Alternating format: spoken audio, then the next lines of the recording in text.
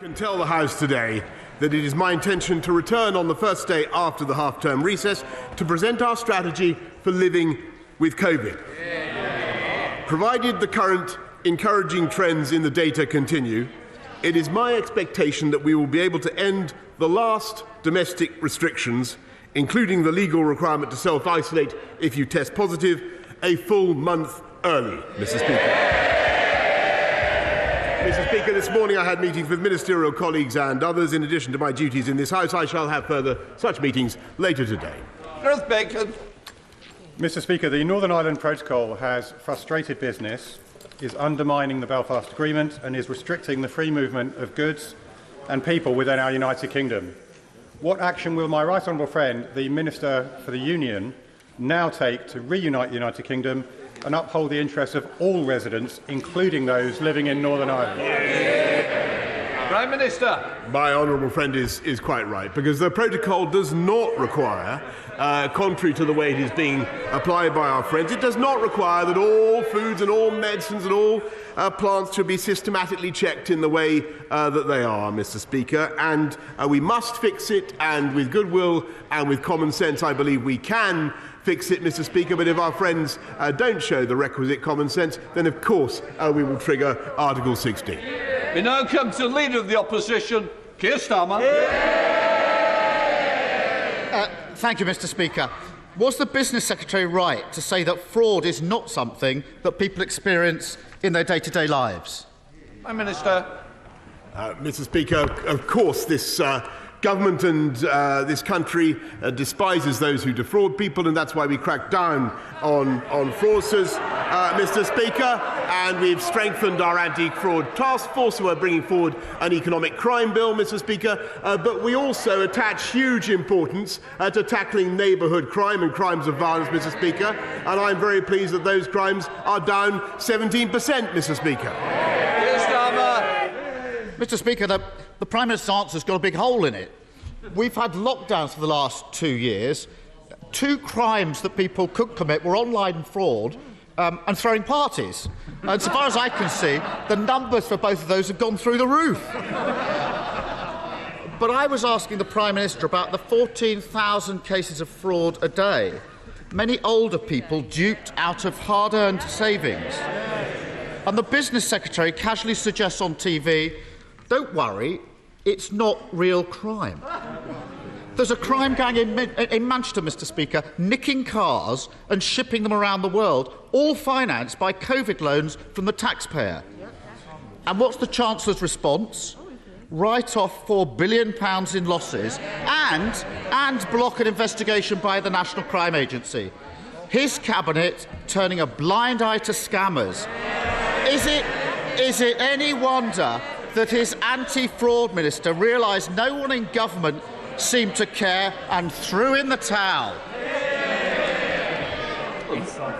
Prime Minister. No, Mr. Speaker, because what we're doing is tackling crime across the board, and that's why we're investing more in tackling fraud, Mr. Speaker, but we're also tackling the neighbourhood crime that is of such massive psychological damage to people in this country, tackling knife crime, tackling burglary, tackling crimes of violence in the street, Mr. Speaker, with tougher sentences, which they voted against, by the way, Mr. Speaker, and putting more police out on the street, Mr. Speaker. And the reason we're able to afford it, Mr. Speaker, is because we have a strong economy and we're coming back strongly from COVID, and that is thanks to the big calls that this government got right. Yes, Starmer.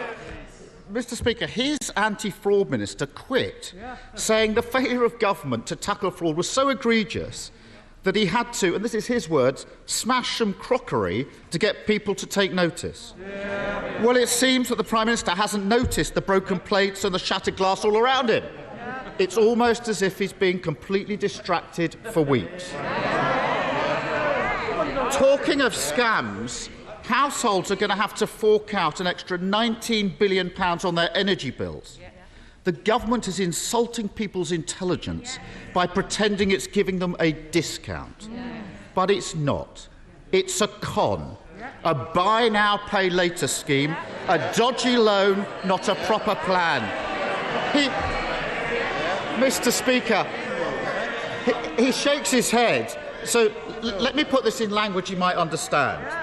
When his donors give him cash to fund his lifestyle and tell him he has to pay it all back later, are they giving him a loan or a discount? Mr. Speaker, our plan to tackle the cost of living is faster, more efficient and more generous than anything that they have set out, Mr. Speaker. We've lifted the living wage by record amounts. We've cut the effective tax for people on universal credit, Mr. Speaker, and we're now setting out a fantastic plan to help people with the cost of energy, Mr. Speaker. And it is more generous and more effective than anything Labour have set out. And the only reason we can do it's £9.1 billion, Mr. Speaker. It's huge sums that we're using to help people across the country. And the only reason we can afford it, Mr. Speaker, is because we have a strong economy, the fastest growing in the G7, as I think I may have pointed out to the right honourable gentleman last week, and not just last year, but this year as well. Mr. Speaker, the Prime Minister clearly hasn't got the first clue what the Chancellor signed him up to. So let me help him out. His plan is to hand billions of pounds of taxpayers' cash to energy companies and then force families to pay it off in instalments for years to come. If it sounds like he's forcing people to take out a loan, and it looks like he's forcing people to take out a loan, isn't it just forcing people to take out a loan? We are giving people in Band D council tax, A to D council tax valuations across the country. That is 27 million homes. We're giving them the equivalent of a £150 rebate off their council. Their offer is for £89, Mr. Speaker. Ours is faster, more generous, and more effective. And what they would do. And you know, this is a global problem, Mr. Speaker, caused by the spike in gas prices. But what they would do is clobber the oil and gas companies right now with a tax that would deter investment in gas just when this country needs gas, Mr. Speaker, as we transition to green fuel. It would be totally ridiculous, and it would raise prices for consumers. Mr. Speaker, I was always worried that the Prime Minister wasn't one for reading terms and conditions, didn't understand what the Chancellor signed him up to, and he's just confirmed my worst fears. There is an alternative. Order. Can I just say, if you want to carry on outside. I am not having this perpetual noise coming from the front bench. Secretary of State should know better, and I expect better, and I certainly don't need to put up with it anymore. Keir Starmer. Mr. Speaker, there is an alternative. He could stand up to his Chancellor, tell him to support families rather than loading them with debt. Tell him to look at those bumper profits of oil and gas giants. Shell's profits up £14 billion this year. BP's profits up £9.5 billion this year. Mr. Speaker, every second of the day, they've made £750 extra profit from rising prices. At the same time, households are facing an extra £700 a year on their bills. Why on earth is this government forcing loans on British families when they should be asking those with an unexpected windfall to pay a little more to keep household bills down? Mr. Speaker, the Labour plan would clobber supplies. It's an improvement on what I thought he stood for, which was nationalising the energy companies. Maybe he's dropped that one now. I can't tell whether he's dropped that one or not. But, Mr. Speaker, what he would be doing, maybe he has, what he would be doing, Mr. Speaker, is hitting the energy companies at precisely the moment when we need to encourage them to go for more gas, Mr. Speaker, because we need to transition now to cleaner fuels. And what this government is providing is £9.1 billion worth of support. It's more generous than anything Labour is offering. And I just repeat my point. The only reason we can do it is because we kept our economy moving in those hard times when they took the wrong decisions. And we came out of lockdown in July, Mr. Speaker, when he opposed it last year. And we kept going over Christmas and New Year when they opposed it, Mr. Speaker. And that's why we have the fastest growing economy in the G7, not just last year, but this year as well, as I never tire of saying. He can bluff and bluster all he likes. The reality is this. On top of the Tory tax rises, on top of the soaring prices, the loan shark Chancellor and his unwitting sidekick have now kicked up a buy now, pay later scheme. It leaves taxpayers in debt, while oil and gas companies say they've got more money than they know what to do with. It's the same old story with this government. Get in a mess, protect their mates, and ask working people to pick up the bill. But isn't he worried that everyone can now see that with this Prime Minister and this Chancellor, it's all one big scam and people across the country are paying the price? Mr. Speaker, what they can see is a government that is absolutely committed to doing the right thing for the people of this country and taking the tough decisions when Labour is calling for us to take the easy way out and spend more taxpayers' money. And, Mr. Speaker, it was this government that decided to keep going in July when he wanted to stay in lockdown. We kept going over Christmas and New Year. And by the way, Mr. Speaker, it occurs to me that we also were able to use those Brexit freedoms to deliver the fastest booster roll and the fastest vaccine roll. Yes, Mr. Speaker, when he not only voted 48 times to go back into the EU, yes he did, but he also voted to stay in the European Medicines Agency, Mr. Speaker. And our plan for jobs is working, Mr. Speaker. We have record low youth unemployment. Our plan for the NHS and care is working, Mr. Speaker. They have no plan at all, Mr. Speaker. Our plan for the country is working. We have a great vision, Mr. Speaker, to unite and level up across our country. They have no plan whatever, Mr. Speaker. And I say to him, plan beats no plan. We have a great plan for our country. They play politics. Thank you, Mr. Speaker. The government's £9 billion support to help with rising energy bills is most welcome. But will the Prime Minister assure the people of Anglesey and beyond that it's full steam ahead for new nuclear like Wilbur knoweth, and that this government is moving at pace on the Future Nuclear Enabling Fund so that the UK has energy security, jobs and investment right here on these shores? Yes, Mr. Speaker. I think I was only last week that I was congratulating her, or maybe it was a couple of weeks ago, on her fantastic advocacy for nuclear in Ismon. And don't forget, Mr. Speaker, that Labour allowed nuclear capacity to decline by 11% on their watch. I don't think maybe you've forgotten that, Mr. Speaker. We want to get back up there, and that's why there will be at least one big nuclear project this Parliament, at least one, and our nuclear financing bill will support that objective. Leader of the SNP, Ian Black. Thank you, Mr. Speaker, and I'm sure you and the entire House will want to join me in welcoming the Remembering Srebrenica campaign that launched their yearly events in Parliament last night, and we all must continue to strive for ongoing peace in Bosnia. Mr. Speaker, the flurry of changes in Downing Street over the last few days is a sight to behold. It's amazing how much energy this Prime Minister can sum up when it comes to saving his own skin. But whilst he's been busy rearranging the deck chairs, in the real world, people continue to be punished by the Tory cost of living crisis.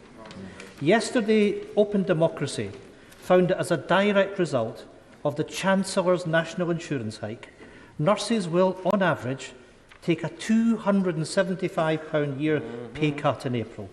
That pay cut will hit at the very same moment that soaring energy bills land, bills that have shot up £1,000 in the space of a year. It is a bill they and the rest of the public simply can't afford. So rather than the Prime Minister and the Chancellor scrapping over the Tory leadership, will they do something useful and scrap their regressive hike in national insurance? Mr. Speaker, actually, it was interesting that the gentleman opposite didn't mention that, because I think everybody can see how vital this is. We have to clear our COVID backlogs, Mr. Speaker. We have 6 million people already on the waiting list. I'm afraid that will go up. And we need to be recruiting the staff now. That's why we're recruiting 50,000 more nurses. There are 11,000 more this year than there were last year. And to his point, Mr. Speaker, we've increased the starting salary for nurses by 12.8%, in addition to the bursaries and other help that we give them. We value our nurses, we love our NHS, and we're paying for it. Ian Blackford. Well, actions speak louder than words, Mr Speaker, and if he wants to reward the nurses, then he needs to pay them. They are the very backbone of the National Health Service, the very people that he's hitting with the pay cut in April. And I shouldn't have to remind the Prime Minister that at the same time that those nurses were going into work every day to fight a pandemic, 16 different parties were happening in his government. The public know what nurses sacrificed during the pandemic, and they know exactly what this rule-breaking Prime Minister and his government were up to. So are the Prime Minister and his Chancellor seriously telling those nurses that the reward for seeing us through the pandemic is a £270 wage cut? Mr Speaker, what we're telling the people of this country now, what fantastic nurses, is we back them all the way. And what they want is more nurses, Mr Speaker. That's why there are record numbers in training. That's why we have 11,000 more in the NHS now this year than there were last year, Mr Speaker. And those, I think, are fantastic investments in our country and our society. And I must say that I think it's peculiar that, as I understand it, the Scottish Nationalist Party's approach to healthcare is now to cut off the bottom of doors in schools in Scotland in order to improve ventilation. Jane Stevenson. Thank you, Mr Speaker. As a proud Wolverinian, I am thrilled that my city is front and centre of the government's levelling up white paper. Getting job seekers of all ages the skills they need to get into work will be vital to levelling up in Wolverhampton, and City of Wolverhampton College is already doing this at their brand new facility at Bentley Bridge in my constituency. Will the Prime Minister join me in congratulating the college, and also will he meet with me and my honourable neighbour and friend, preferably at Wolverhampton College, so we can discuss how more job seekers can get access to skills, and potentially through the City Learning Quarter and that final bit of funding that we need. I congratulate my honourable friend for Wolverhampton. She is truly a modern-day Lady Wolfruna, Mr Speaker, and she's completely right that Wolverhampton and the Black Country were at the heart of the first industrial revolution, and they're at the heart of the current 21st century green industrial revolution. And I'm very glad that since April 2020 we've seen 125,000 starts to sector-based work academy programme, partly at least thanks to her lobbying and her support, and wild horses, Mr Speaker, won't keep me away from Wolverhampton. Speaker, 74-year-old Janet had £25,000 stolen by fraudsters. She told the BBC, "The money was my mum and dad's. I felt I'd let them down." For Janet, and for the 4 million people who fell victim to fraudsters and online scammers last year, fraud is a crime. So does the Prime Minister understand the hurt he and his ministers cause fraud victims like Janet when they write them out of the crime figures and dismiss fraud as something people don't experience in their day-to-day lives? Mr Speaker, will the Prime Minister correct the record on crime figures and apologise? Mr Speaker, I direct the House, direct you, Mr Speaker, to what I've already said to my honourable friend, the member for Hartlepool, but he knows very, very well that this government hates fraud. It hates online fraud. We're tackling the scammers by helping people to come forward when they get an email, when they get duped. Of course, we're helping them in any way that we can, Mr Speaker, but we are also cutting the crime that affects people up and down our country, the neighbourhood crime, dealing with the county lines drugs gangs, Mr Speaker, and that, I think, is something he should support as well, and I'm proud that those numbers have come down by 17%. Harriet Baldwin. Thank you, Mr Speaker. It's wonderful news that the first in-person Commonwealth Heads of Government meeting for 4 years will take place during Her Majesty's Platinum Jubilee. Can the Prime Minister ensure that the global learning crisis is high on their agenda, and will he ask his amazing diplomats to ensure that every leader in the Commonwealth signs up to the Kenyatta Declaration on education. I thank her very much, thank my right honourable friend very much, everything she does to support education for girls. I think 12 years of quality education for every girl in the world is probably the single most transformative thing we could do to improve the world. And I remember working with my friend Uhuru Kenyatta on the declaration, and we will certainly ensure that everybody at the Commonwealth signs up to it. Eben Hamilton. Thank you, Mr. Speaker. Mr. Speaker, at the height of the lockdown restrictions in 2020, my constituent, who's worked for the NHS for over 30 years, was diagnosed with a tumour on her spine. Whilst in hospital undergoing painful surgery, her family obeyed the rules and didn't visit her. Mr. Speaker, in the last few minutes, a photo has emerged of the Prime Minister in Downing Street on the 15th of December 2020, surrounded by alcohol, food and people wearing tinsel. It looks a lot like one of the Christmas parties he told us never happened. So for the sake of my constituent and the sacrifices she made, will the Prime Minister be referring this party to the police, as it's not one of the ones already being investigated? Prime Minister. I'm afraid, first of all, I'm very sorry about his constituent and for the difficulties that she's been through. And I understand very much her feelings, Mr. Speaker. But in what he has just said, I'm afraid he is completely in error. Thank you, Mr. Speaker. On the 30th of September 2020, the Prime Minister joined me on a building site in Dudley on what is now the new Institute of Technology, delivering on skills for future jobs and creating opportunities across the Black Country. Will he join me in congratulating the delivery team who delivered on this amazing project, including stakeholders like Thomas Dudley and Dudley College, and will he actually come and join me in person in doing so at the nearest opportunity? Minister. Mr. Speaker, I thank my honourable friend. He is a great champion for Dudley and for the Black Country, Mr. Speaker, and I'm delighted to hear that the Black Country and Marches Institute of Technology is now open, and I will certainly keep his kind invitation in mind. Ian Paisley. Thank you, Mr. Speaker. Prime Minister, the film Belfast contains the immortal words, "If you're not listening, you probably don't understand us. And if you don't understand us, you're probably not listening." The fact of the matter is that the protocol has zero support from unionists. The fact of the matter is, and I hope the Prime Minister is listening to this, that in a divided society, a solution that only attracts the support of one section of that community will never stand. Will the Prime Minister therefore take the opportunity to speak to the Irish Government, whose Ambassador Daniel Mulhern is running around Washington demanding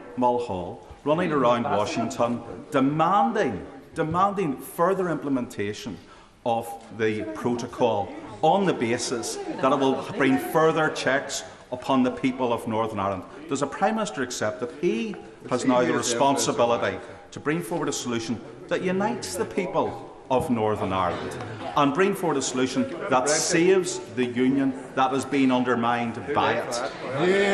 Yes, Mr. Speaker. Well, I agree with him completely that there must be a solution that commands cross-community support. And at the moment, Mr. Speaker, there is no doubt that the balance of the Good Friday Agreement is being upset by the way the protocol is being operated. And we need to fix it, Mr. Speaker. And that's what we're going to do. And if our friends won't agree, then of course we will, as I said earlier on, of course we will implement Article 16.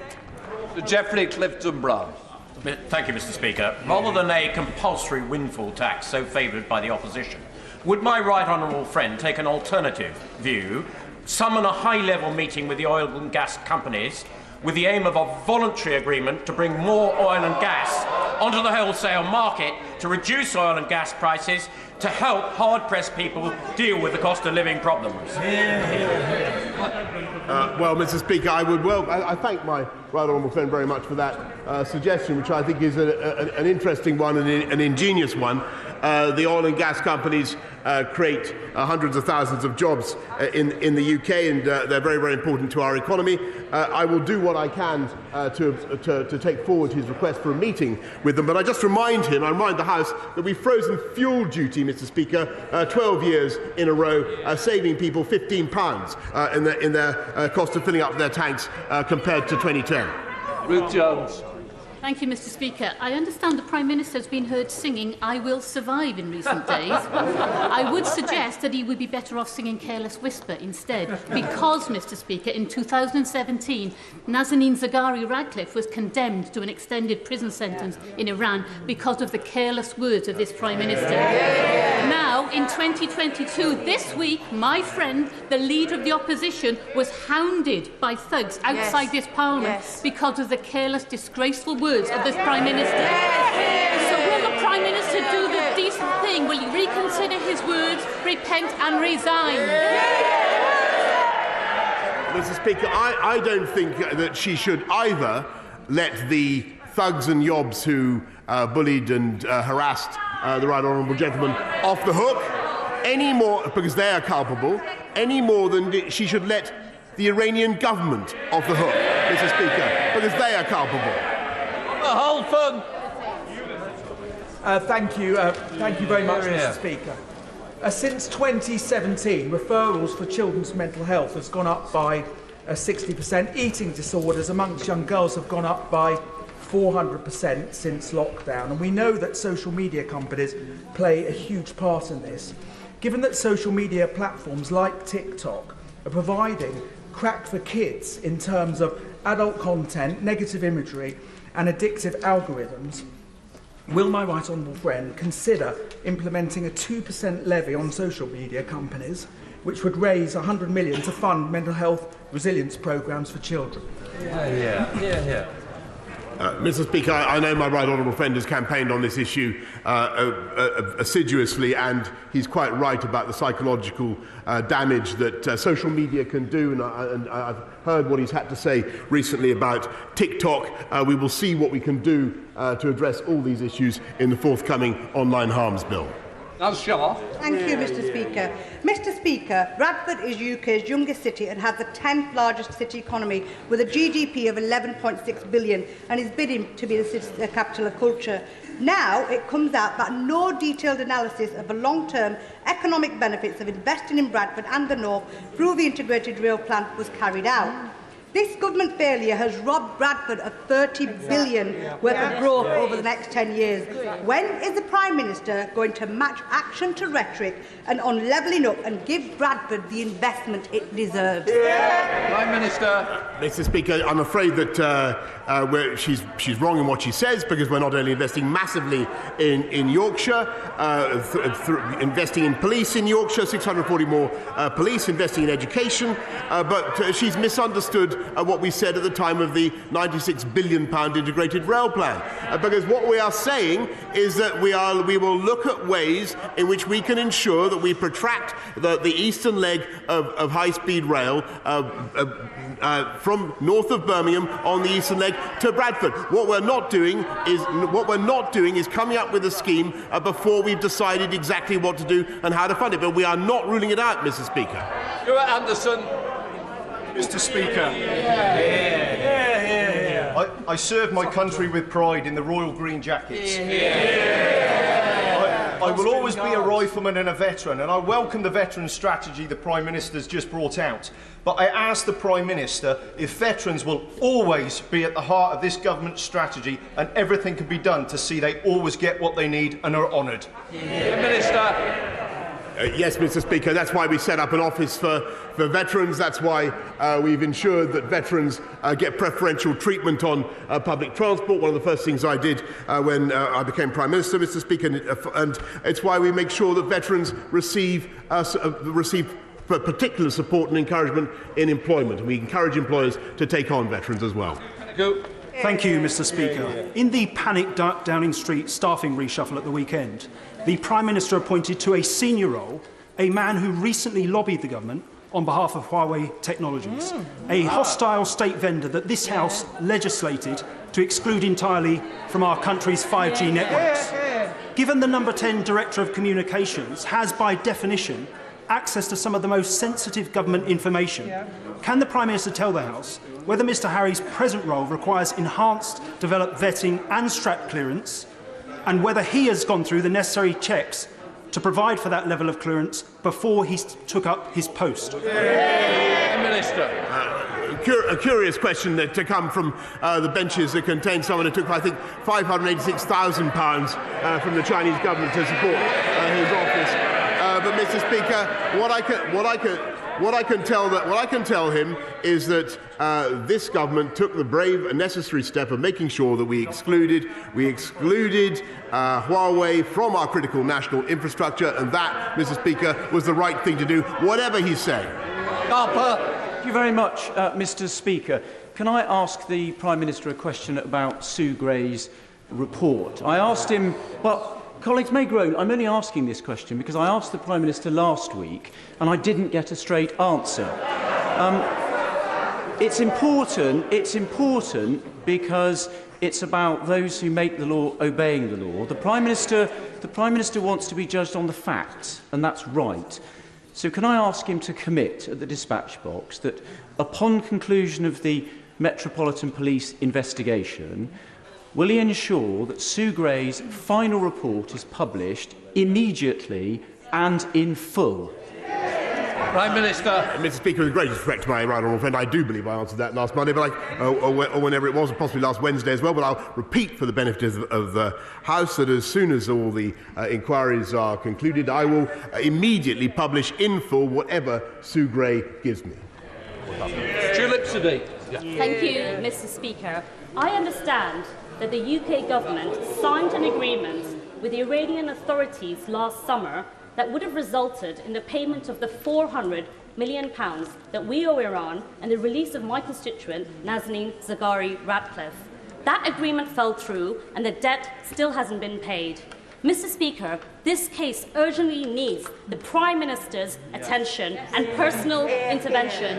So could I ask the Prime Minister, will he meet personally with me and with Richard Ratcliffe? I don't want to meet his colleagues. I want to meet with him personally to find out why the agreement fell through and why Nazanin Zaghari-Ratcliffe still isn't home after 6 long years. Prime Minister. I thank her very much. I thank her also, by the way, for all the hard work she does on behalf of Nazanin. We remain committed to securing the release of Nazanin and all the very difficult consular cases that we have in Iran. As she knows, the IMS debt is difficult to settle and to square away for all sorts of reasons to do with sanctions. But we will continue to work on it, and I will certainly make sure that we have another meeting with Richard Ratcliffe in due course. Natalie Alford. Mr. Speaker, Dover is once again beset by miles of traffic jams along the motorways, affecting residents and local businesses alike. Not because of Brexit, but because of Brussels bureaucracy and red tape. Will my right honourable friend, the Prime Minister, meet with me to discuss how we can invest in our local roads, in the M2, in the M20 and the Dover Tap to unclog that road once and for all, and also to get rid of the unnecessary red tape for a trading global Britain? Prime Minister. Yes, Mr. Speaker, no, she's absolutely right in what she says. As the economy rebounds, we're seeing all sorts of pressures, but we do need to make sure that we clear bottlenecks everywhere in our system, and that's what we'll do. Gerald Jones. Thank you, Mr. Speaker. I'd like to refer to the Prime Minister's answer to my honourable friend member for Leeds North East. The photograph referred to is all over social media. Everybody can see the photo. The Prime Minister is in the photo. So can I ask him again, will he refer to the matter to the police? Because this is not one of the parties already being investigated by the Metropolitan Police. Prime Minister. Yes, that's precisely the point, Mr. Speaker. It already has been. That event already has been submitted for investigation. That ends Prime Minister's questions. I'll let people leave before we start the UQ. All right. Good session, Yeah, no, there's no problem. All the best, team. Look out, yourself. Yeah. Look up, yourself. I'm glad to see you better. Yeah. Stay safe. It was horrific. 3 days.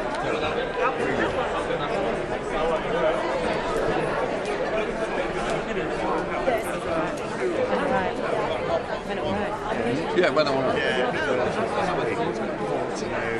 We're speaking about retired payment, I think, was it's illegal then, Charles. That's all that would be there. But they do exist. It's the sort of, it's not personal. No problem. We now come to the urgent question. Andrew Mitchell. Could I ask the Foreign Secretary if she will make a statement on the UK response to the humanitarian crisis in Afghanistan? Minister. Thank you, Mr. Speaker. The humanitarian situation in Afghanistan remains deeply concerning.